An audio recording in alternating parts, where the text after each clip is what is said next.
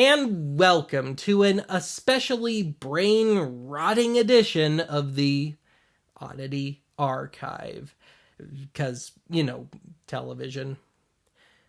So, last time we did a round of local commercials. And for whatever strange reason, it got me thinking about some forgotten TV shows.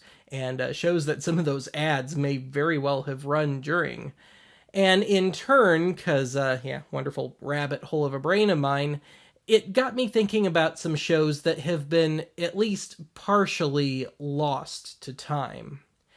Now, at this point, you're probably thinking, oh, great, old Benny Boy is finally gonna cover those missing Doctor Who episodes. No. Not my department, not a Whovian, and it's been done, and done far better than I ever could. And besides, this is archive. You wouldn't be that lucky. But anyway, what I want to do today is take a look at 5 of my personal favorites that I've encountered over the years.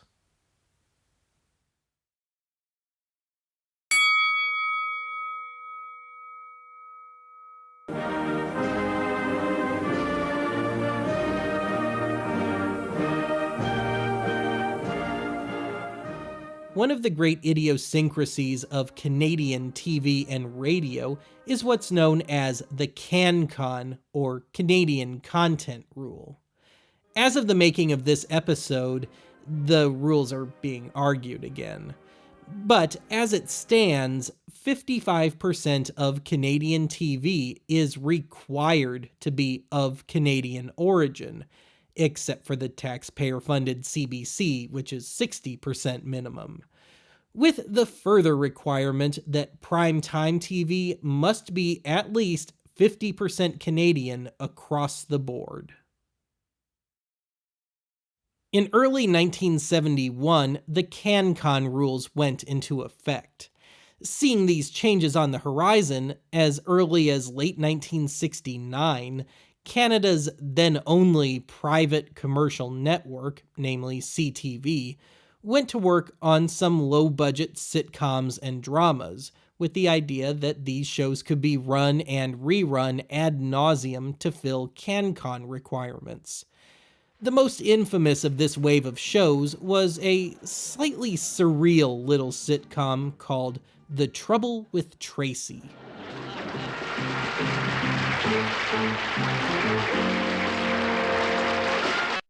The show revolved around lovably ditzy newlywed Tracy Young and her husband Doug, and their day-to-day predicaments in their New York City apartment. New York City in the hopes that maybe some American stations might pick up the series.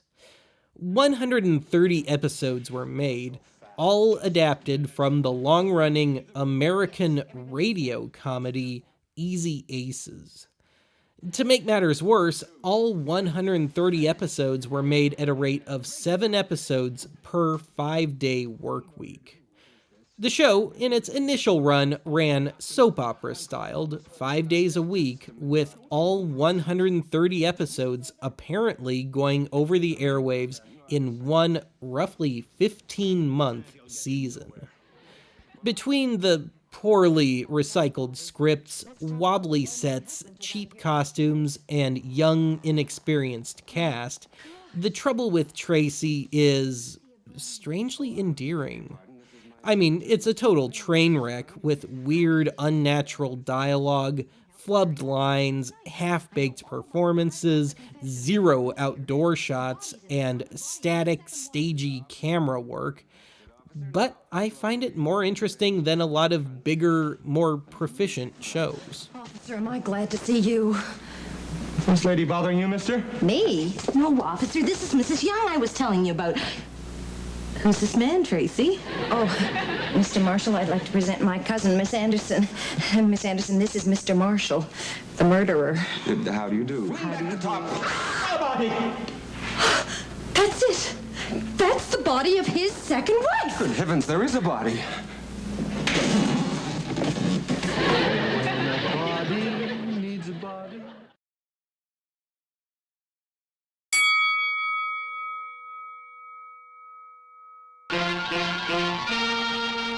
In the tradition of early, cheap, made-for-television cartoons like Crusader Rabbit and Clutch Cargo, here's one that's most likely been about half lost to time, because abridged versions of about half the series were available on 50-foot 8mm film reels during the 60s.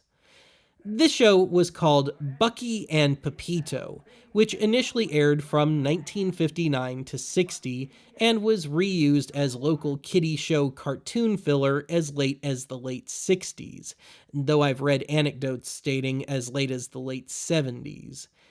Anyway, Bucky and Pepito was the brainchild of one Sam Singer, also responsible for other 50s and 60s kiddie show filler as The Adventures of Pow Wow and The Adventures of Patty the Pelican. Oh yeah, and the classic archive Halloween fever dream known as Uncle Mistletoe. Carve a mean jack-o'-lantern when I get going. It even looks a little bit like me. But just for a joke, I think I'll name this one Aunt Judy. Bucky is your stereotypical 50s wannabe cowboy kid who finds himself on non-adventures with his stereotypical, by 50s standards, Hispanic sidekick Pepito, though Pepito seems to have a much larger role in the cartoons than Bucky. The two known fully surviving cartoons seem to operate on some kind of sub-Tom and Jerry level, with some mischievous critter who intends to cause an inconvenience for our heroes, only to be easily and less than impressively thwarted. The reason I included this one in today's episode is because, while I'm sure it's unintentional, it almost comes off as a parody of the other low-budget, mindless, made-for-TV cartoons of the time. Oh yeah, and it's got a truly horrid and somewhat ironic theme song. And Pepito, such a funny, funny pair. When anyone needs helping, they always lend a hand. Bucky and Pepito are known throughout the land. The animals all love them, bad hombres shake with fear. When Bucky and Pepito are trailing very, very near.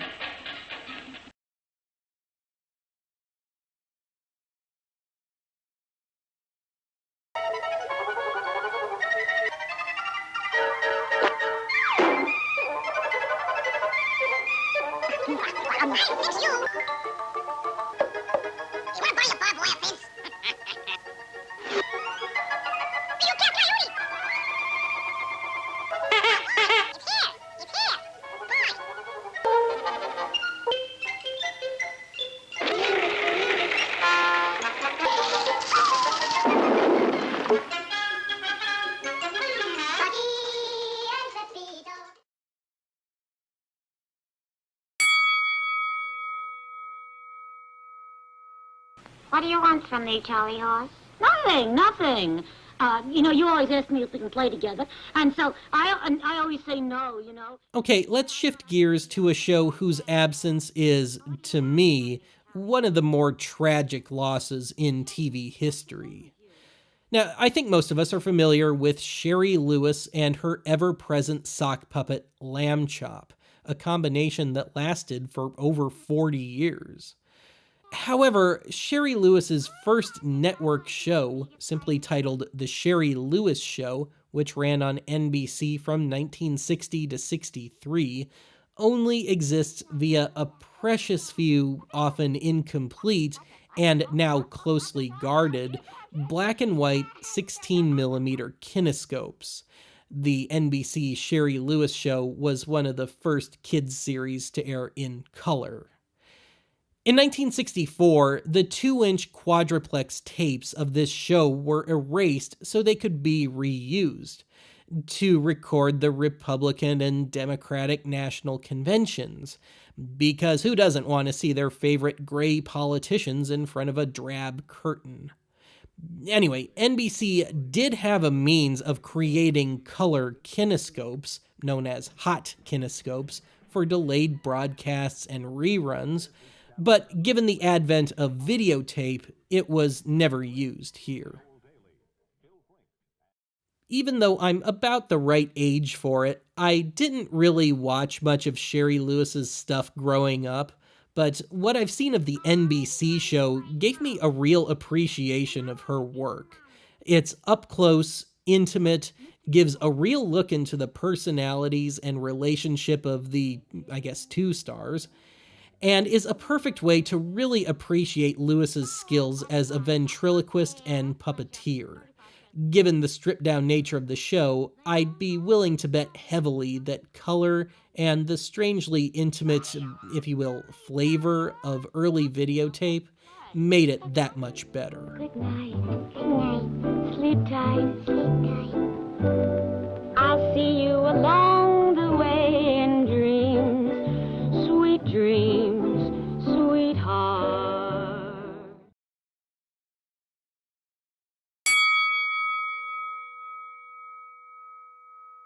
This is the game that involves 6 celebrities, 2 contestants, and the people who set the odds, our studio audience. We're here to play Celebrity Sweepstakes. Up until probably the early 80s, it was kinda standard practice to reuse the videotape for game shows. And the practical side of me is hard-pressed to disagree with the powers that be. Game shows were considered ephemeral. In other words, I don't think anyone could have ever anticipated the market for game show reruns. This coming from a kid that used to watch the game show rerun block on USA Network if he wasn't at school. Anyway, my pick for near lost game show would have to be the short-lived Magnificent Marble Machine, which ran on NBC from 1975 to 76.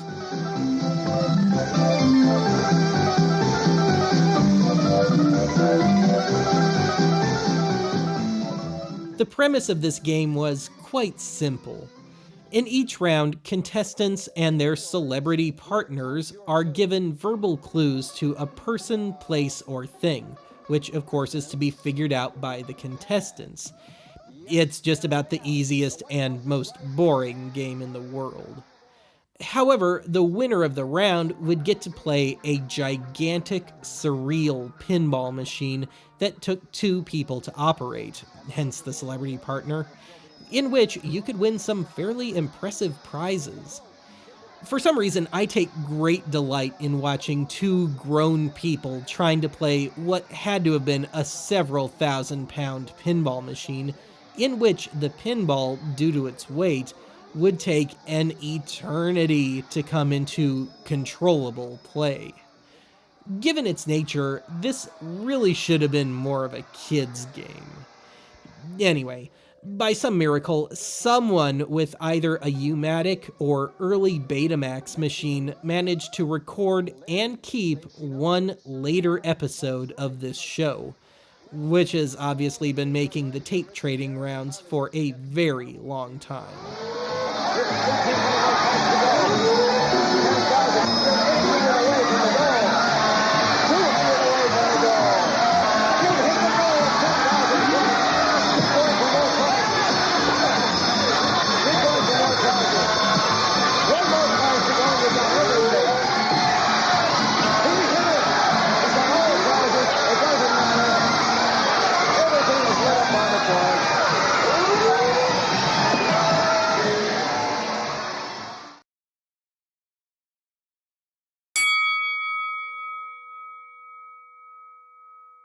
Admittedly, I'm stretching things a little with this last one.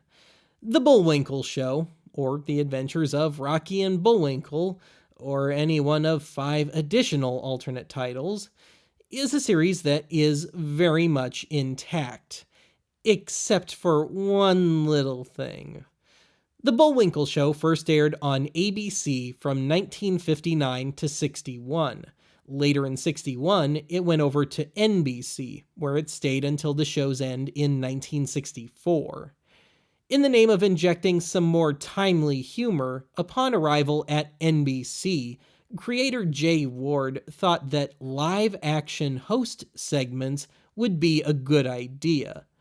These segments featured presumably Bullwinkle voice actor Bill Scott operating and definitely voicing a slightly unwieldy, slightly unnerving Bullwinkle puppet who would introduce, read obviously scripted viewer mail, and close each episode.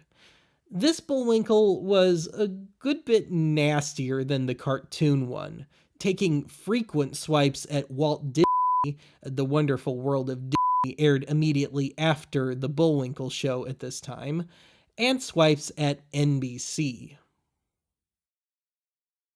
According to Jay Ward, the final straw came during Thanksgiving weekend of 1961, when Bullwinkle roasted the NBC Peacock for Thanksgiving dinner. Having said that, given Jay Ward's penchant for tall tales, this probably didn't happen. But what did happen was, at the end of an episode, Bullwinkle instructed the show's younger viewers to yank the knobs off their family's TV set so they wouldn't miss next week's show. Allegedly, some 20,000 kids did just that. The following week, Bullwinkle, in a hastily made last-minute segment, instructed the kids to reattach the knobs. The puppet segments were dropped soon after. When compiling the original ABC and NBC episodes for DVD release in 2003, some of the Bullwinkle puppet segments were found and others weren't. Given the incomplete set, the powers that be opted to not include these segments in their proper context, but instead add them as DVD bonus features, including the infamous TV knob moment, but not the follow-up, which is probably lost for good. First, a message for all you kids who are watching. Did you know that the knobs on your television set will come off if you pull on them? Right now, why not pull off the knob that changes the channels? It's loads of fun, and that way you'll be sure to be with us next week. And the week after that, and the week after that, and the week after that. Well, that's it for today's archive, and to ensure that you don't miss our next episode, I want you to rip the knobs off your computer. Not that computers have knobs anymore. Actually, I don't think they've had knobs in quite some time now. And even then, they'd probably only be on the monitor, which certainly doesn't have any bearing on your internet connectivity. You know what? Forget it. The knob part, that is, not the watching part.